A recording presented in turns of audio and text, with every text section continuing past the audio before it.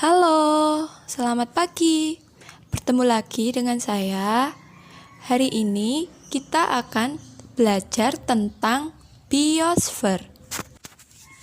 Hari ini kita akan belajar tentang biosfer. Hayo, ada yang tahu nggak apa sih pengertian dari biosfer itu? Iya, betul sekali. Biosfer adalah bagian dari bumi dan atmosfernya di mana organisme dapat hidup dan melangsungkan kehidupannya. Kalian tahu nggak? Biosfer itu berasal dari dua kata. Yang pertama kata bio yang berarti hidup dan sphaira yang berarti lapisan. Lalu selanjutnya, organisme yang hidup dalam biosfer antara lain tumbuhan, hewan, dan manusia. Biosfer mencakup semua makhluk hidup yang berinteraksi dengan lingkungannya sebagai kesatuan yang utuh. Lalu, lapisan-lapisan biosfer sendiri meliputi lapisan yang ada di atas permukaan bumi, di bawah permukaan bumi, maupun di bawah permukaan air laut. Persebaran flora dan fauna di Indonesia sangat dipengaruhi sejarah geologi di masa lalu.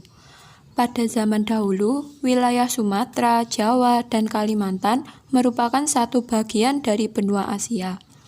Papua menjadi bagian dari benua Australia, sedangkan Sulawesi dan Kepulauan Nusa Tenggara merupakan pulau yang terpisah. Berkaitan dengan sejarah geologi tersebut, daerah Sumatera, Jawa, dan Kalimantan dapat dijumpai flora dan fauna yang mirip dengan flora dan fauna di benua Asia. Flora dan fauna di Papua mirip dengan flora dan fauna di benua Australia. Sedangkan di Sulawesi dan Nusa Tenggara dapat ditemui flora dan fauna yang bersifat endemik, yang artinya flora dan fauna tersebut hanya dapat ditemui di wilayah Sulawesi dan Nusa Tenggara. Selain faktor geologi, keanekaragaman flora dan fauna di Indonesia juga dipengaruhi oleh hal-hal berikut. Yang pertama, adanya perbedaan relief di permukaan bumi. Lalu yang kedua ada perbedaan iklim seperti temperatur udara, curah hujan, dan kelembapan. Yang ketiga, adanya perbedaan keadaan tanah seperti tekstur, struktur, mineral atau unsur hara, air tanah, dan kandungan udara dalam tanah. Lalu yang terakhir adalah adanya komponen biotik seperti manusia yang turut mengubah bentang alam. Yang pertama ada fauna asiatis. Fauna asiatis biasanya terdapat banyak hewan menyusui atau mamalia yang besar, seperti gajah, harimau, banteng, badak, dan lain-lain. Yang kedua ada fauna australis. Fauna daerah ini mirip dengan fauna Australia. Jenis hewan berkantong seperti kanguru dan aneka burung terdapat di Papua. Kanguru pohon di Papua juga terdapat di Australia. Sedangkan burung cendrawasih di Papua juga terdapat di Papua Nugini dan Australia. Yang terakhir adalah fauna peralihan. Fauna peralihan, jenis faunanya merupakan fauna asiatis dan australis, juga jenis fauna yang tidak terdapat pada keduanya. Misalnya anoa, babi rusa di Sulawesi, dan komodo di Pulau Komodo. Persebaran flora di Indonesia dapat dijelaskan sebagai berikut. Yang pertama, ada flora di daerah paparan Sunda. Flora daerah paparan Sunda meliputi berbagai jenis tanaman yang tumbuh di Pulau Sumatera, Jawa, Kalimantan, dan pulau-pulau kecil di sekitarnya. Jenis flora daerah paparan Sunda memiliki persamaan dengan tumbuhan yang terdapat di Asia. Berikutnya ada flora di daerah paparan Sahul. Flora ini dominan berada di Papua. Terdiri dari 3 macam, yaitu yang pertama ada hutan hujan tropis. Lalu ada Pometia pinnata atau matoa yang memiliki keragaman genetika yang tinggi. Dan yang terakhir ada pohon sagu, pohon nipah, dan hutan mangrove. Dan yang terakhir adalah flora di daerah peralihan. Flora daerah peralihan di Indonesia meliputi tumbuhan yang terdapat di Sulawesi, Nusa Tenggara, dan Maluku. Di Nusa Tenggara terdapat padang rumput yang alami baik untuk daerah peternakan. Penyebabnya adalah curah hujan yang rendah. Jenis tumbuh-tumbuhan atau flora daerah peralihan antara lain eboni, kayu besi, pinus, kayu hitam, dan beberapa jenis bunga anggrek. Faktor iklim regional atau iklim suatu tempat di permukaan bumi dapat menentukan jenis bioma. Di permukaan bumi ini terdapat 7 macam bioma. Yang pertama ada bioma tundra. Bioma tundra tidak ditemui pepohonan yang tumbuh. Yang ada hanya tumbuhan kecil sejenis rumput dan lumut. Bioma ini terdapat di sekitar lingkar Arktik dan Greenland di wilayah Kutub Utara. Pada bioma tundra tidak ditemui pepohonan yang tumbuh. Yang ada hanya tumbuhan kecil sejenis rumput dan lumut. Bioma tundra berdasarkan pembagian iklim terdapat di daerah beriklim es abadi dan iklim tundra. Bioma tundra mempunyai karakteristik iklim regional yang sangat ekstrim dengan suhu rata-rata rendah, bersalju, dan mempunyai musim panas yang pendek.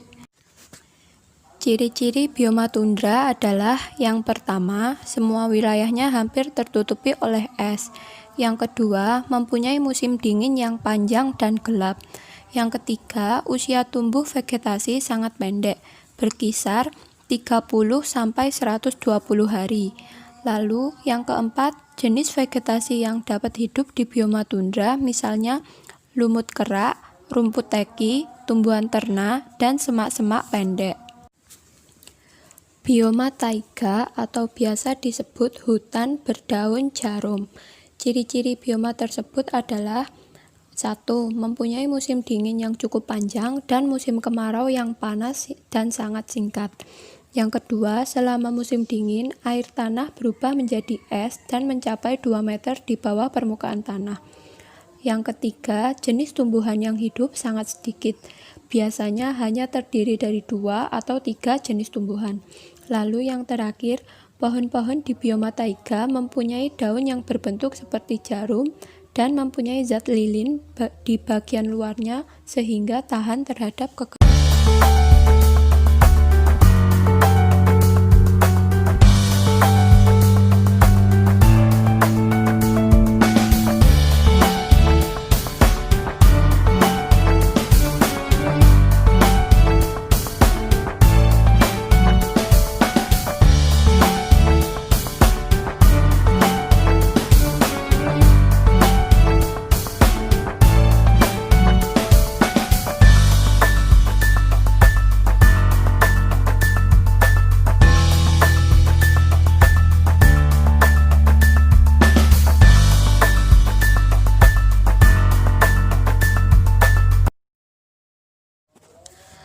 Dalam istilah geografi, gurun, padang gurun, atau padang pasir adalah suatu daerah yang menerima curah hujan yang sangat sedikit. Gurun dianggap memiliki kemampuan kecil untuk mendukung kehidupan.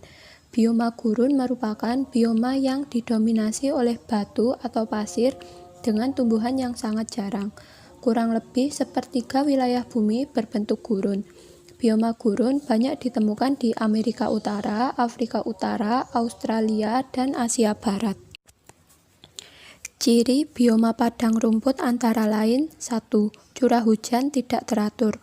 2. Tanah pada umumnya tidak mampu menyimpan air yang disebabkan oleh rendahnya tingkat porositas tanah dan sistem penyaluran yang kurang baik sehingga menyebabkan rumput-rumput tumbuh dengan subur. Yang ketiga, beberapa jenis rumput mempunyai ketinggian hingga 3,5 meter. Yang keempat, memiliki pohon yang khas, yaitu akasia. Lalu yang kelima, wilayah persebaran bioma padang rumput meliputi Afrika, Amerika Selatan, Amerika Serikat bagian Barat, Argentina, dan Australia.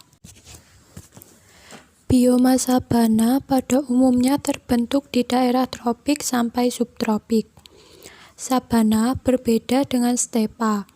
Bioma sabana merupakan padang rumput yang diselingi oleh kumpulan pepohonan besar. Sedangkan pada bioma stepa merupakan padang rumput yang tidak diselingi oleh kumpulan pepohonan. Kalaupun ada, hanya sedikit pepohonan. Bioma hutan hujan tropis merupakan bioma yang memiliki keanekaragaman jenis tumbuhan dan hewan yang paling tinggi. Hutan hujan tropis merupakan bioma paling kompleks. Jumlah dan jenis vegetasinya sangat banyak dan bervariasi. Keadaan itu disebabkan oleh iklim yang sangat sesuai bagi kehidupan berbagai jenis tumbuhan. Ciri-ciri bioma hutan gugur adalah 1. Curah hujan merata antara 750 mm sampai 1000 mm per tahun. 2.